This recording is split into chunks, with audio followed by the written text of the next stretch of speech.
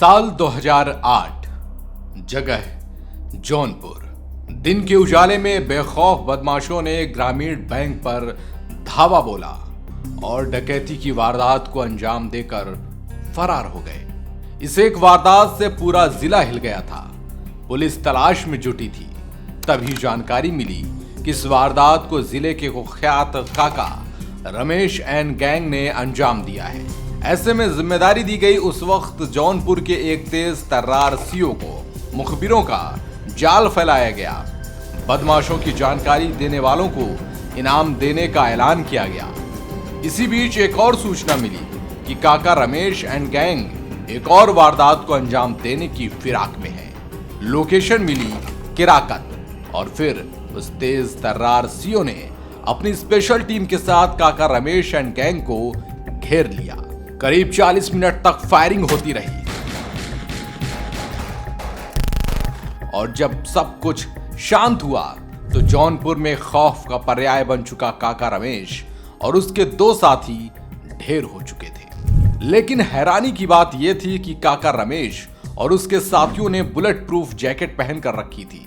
इस एनकाउंटर को अंजाम दिया था उस वक्त के जौनपुर के सीओ विद्यासागर मिश्रा ने।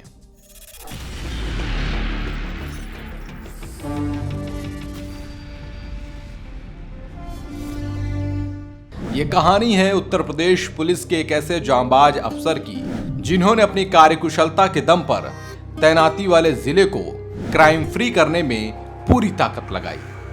अपने कार्यकाल में 45 से ज्यादा एनकाउंटर किए। नाम है विद्यासागर मिश्रा।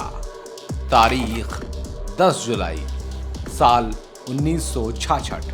जगह बलिया उत्तर प्रदेश, जहां शिवरामपुर गांव के रहने वाले मदन मोहन मिश्र के यहां एक बेटे का जन्म हुआ जिनका नाम परिवार ने बड़े प्यार से विद्यासागर रखा।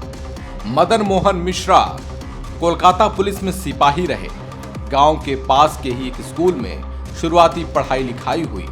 8वीं क्लास के बाद विद्यासागर पिता के साथ कोलकाता चले गए, जहां 10वीं और फिर 12वीं की पढ़ाई पूरी की।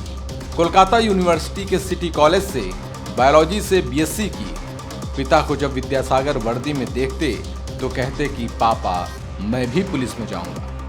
पिता मदन मोहन जवाब देते कि जरूर जाना, लेकिन अफसर बनना, आईपीएस अफसर। बीएससी की पढ़ाई पूरी करने के बाद विद्यासागर इलाहाबाद आ गए, जहां इलाहाबाद यूनिवर्सिटी से लॉ की पढ़ाई पूरी की। लेकिन टर्निंग पॉइंट आया साल 1991 में, जब विद्यासागर ने सिविल सर्विसेज की तैयारी शुरू की। साल 1991 पहली बार रीजनल अफसर बने। साल 1992 अपर लेवल कमिश्नर की रैंक मिली। साल 1993 सेल्स टैक्स ऑफिसर की नौकरी मिली। साल 1993 में ही पीपीएस में चयन हुआ। विद्यासागर मिश्रा ने अपने पिता का सपना पूरा कर दिया था, लेकिन अब वक्त था वो सपना पूरा करने का जिसके लिए तन पर वर्दी पहनी थी। तो अपनी हर तैनाती के दौरान अपने काम की छाप हर जिले में छोड़ते चले गए। हरदोई, अंबेडकर नगर, वाराणसी, जौनपुर, मऊ, सीतापुर, औरैया, लखनऊ, इन सभी जिलों में विद्यासागर मिश्रा सीओ के पद पर तैनात रहे। इसके बाद बागपत जिले में एएसपी रहे, आगरा में एसपी प्रोटोकॉल रहे, सहारनपुर में एसपी देहात रहे, मुरादाबाद में एसपी देहात रहे, प्रतापगढ़ में एएसपी रहे। साल 2015 में सेवा में उत्कृष्ट प्रदर्शन करने की वजह से पीपीएस से बतौर आईपीएस प्रमोट हुए और नोएडा के डीएसपी भी रह चुके हैं। इस दौरान कई तरह के मामलों को सुलझाने और खुलासे का बेहतरीन रिकॉर्ड भी विद्यासागर मिश्रा के नाम रहा है। फिलहाल विद्यासागर मिश्रा रामपुर के एसपी हैं, जहां की कानून व्यवस्था को बखूबी संभाल रहे हैं। लेकिन एक वारदात में उनकी कार्यकुशलता की तारीफ पूरे उत्तर प्रदेश समेत देश भर में हुई थी। साल 2024, महीना दिसंबर, जगह रामपुर। बरेली की रहने वाली एक महिला अपनी 5 साल की मासूम के साथ रामपुर में रहती थी। एक दिन वो पड़ोसी के यहां गई, तभी 72 साल के बुजुर्ग अब्दुल रहमान ने 5 साल की मासूम के साथ हैवानियत की।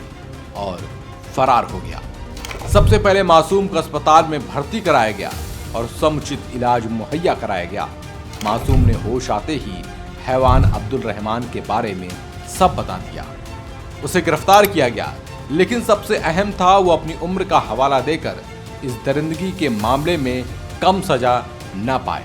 तो 7 दिन के अंदर आरोपी पर चार्जशीट दाखिल की और महज 45 दिन के अंदर ही कोर्ट ने ऐतिहासिक फैसला सुनाते हुए अब्दुल रहमान को उम्र कैद की सजा सुना दी।